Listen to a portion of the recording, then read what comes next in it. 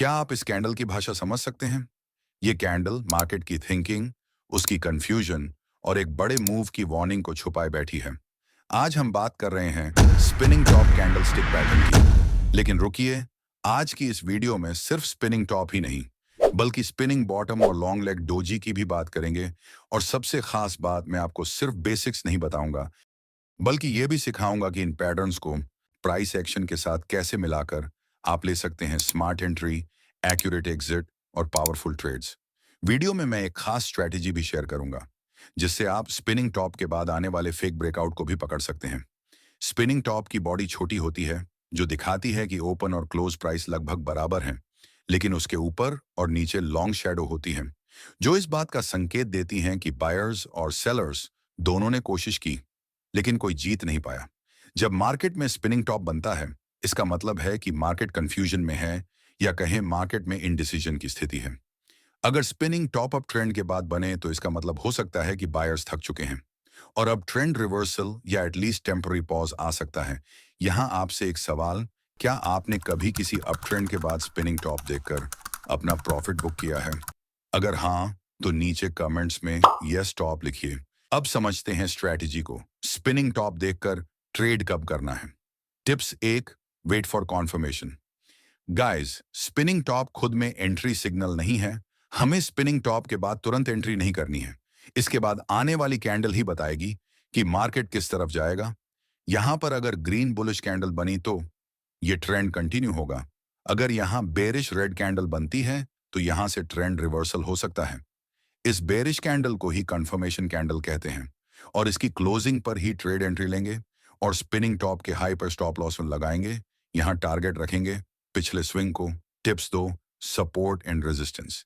Spinning top अगर किसी major resistance या सपोर्ट जोन पर बने, तो इसका सिग्नल और भी पावरफुल हो जाता है। टिप्स तीन, वॉल्यूम एनालिसिस। अगर स्पिनिंग टॉप के साथ वॉल्यूम भी अधिक हो, तो इसका मतलब होता है मार्केट में पार्टिसिपेंट्स एक्टिव हैं, बायर्स और सेलर्स। लेकिन ये सब उलझन में, चलिए अब आपको एक प्रो टिप्स बताता हूं। अगर आप इंट्राडे ट्रेडर हैं, तो स्पिनिंग टॉप को 15 मिनट या 1 घंटे के चार्ट पर यूज करें और हायर टाइम फ्रेम से ट्रेंड की डायरेक्शन जरूर चेक करें। अब हम अगले भाग में जानेंगे स्पिनिंग बॉटम और लॉन्ग लेग डोजी को। गाइस, वीडियो को लाइक करें। अगर आपको वीडियो इंफॉर्मेटिव लगी हो, तो सब्सक्राइब करके बेल आइकॉन जरूर दबाइए, क्योंकि अब आगे की वीडियो और भी दिलचस्प होने वाली है। अब हम स्पिनिंग बॉटम को समझते हैं। स्पिनिंग बॉटम का स्ट्रक्चर बिल्कुल स्पिनिंग टॉप जैसा होता है, पर spinning bottom generally down trend में बनता है। यह सिग्नल देता है कि अब सेलर्स कमजोर हो रहे हैं और बायर्स एक्टिव हो सकते हैं। इसे आप समझ सकते हैं रिवर्सल की सॉफ्ट वार्निंग की तरह। चलिए समझते हैं स्पिनिंग बॉटम की साइकोलॉजी को। स्पिनिंग बॉटम ये बताता है कि मार्केट नीचे तो गया, लेकिन सेलर्स प्राइस को नीचे नहीं रख सके और बायर्स ने वापसी की और प्राइस को वहीं ओपनिंग के पास ही क्लोज किया। इसलिए स्पिनिंग बॉटम दिखने पर आपको देखना होगा कि अगली कैंडल कैसी बनती है। अगर अगली कैंडल एक स्ट्रॉन्ग बुलिश कैंडल हो, तो ये बन सकती है एक ट्रेड अपॉर्चुनिटी। आपको कुछ स्ट्रेटेजी बताऊंगा, जिन्हें आपको फॉलो करनी है। Conformation of the down trend. ये पैटर्न रैंडमली चार्ट में नहीं देखना है। ये तभी इफेक्टिव होता है जब ये क्लियरली किसी डाउन ट्रेंड के बाद बने। नेक्स्ट है सपोर्ट जोन वैलिडेशन। अगर स्पिनिंग बॉटम सपोर्ट जोन पर बने, तो इसकी इंपॉर्टेंट बहुत ज्यादा बढ़ जाती है। नेक्स्ट है वॉल्यूम। अगर स्पिनिंग बॉटम कैंडल पर वॉल्यूम अधिक है, तो इसका मतलब है कि मार्केट में बायर्स और सेलर्स एंटर हुए और फिर बायर्स ने कंट्रोल ले लिया। अब बताइए, क्या आपने कभी स्पिनिंग बॉटम को सपोर्ट एरिया के पास ट्रेड किया है?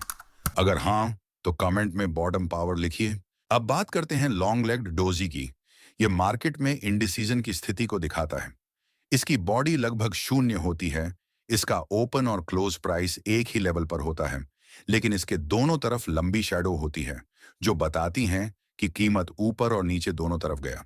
लेकिन बायर्स और सेलर्स में से कोई हावी नहीं हुआ, जिस कारण से इंडिसीजन की स्थिति बनी रही। अगर अब ट्रेंड के बाद या रेजिस्टेंस लेवल के पास बने, तो इसका मतलब है कि बायर्स कमजोर हो रहे हैं और कीमत गिर सकती है। यह बेरिश रिवर्सल का सिग्नल देता है। और डाउन ट्रेंड में या सपोर्ट एरिया के पास बने, तो इसका मतलब है कि सेलर्स अब थक चुके हैं। अब कीमत बढ़ सकती है। अब ट्रेंड रिवर्सल की संभावना होती है। जब long lag doji sideway market में बनता है, तो इसका मतलब है कि अभी भी मार्केट में इंडिसीजन की स्थिति बनी हुई है। इस स्थिति में हम ब्रेकआउट का इंतजार करेंगे।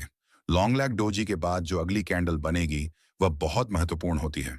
हमें बुलिश कॉन्फर्मेशन तब मिलेगा अगर लॉन्ग लेगेड डोजी के हाई के ऊपर क्लोज हो और बेरिश कॉन्फर्मेशन के लिए लॉन्ग लेग डोजी के लो के नीचे क्लोज होनी चाहिए।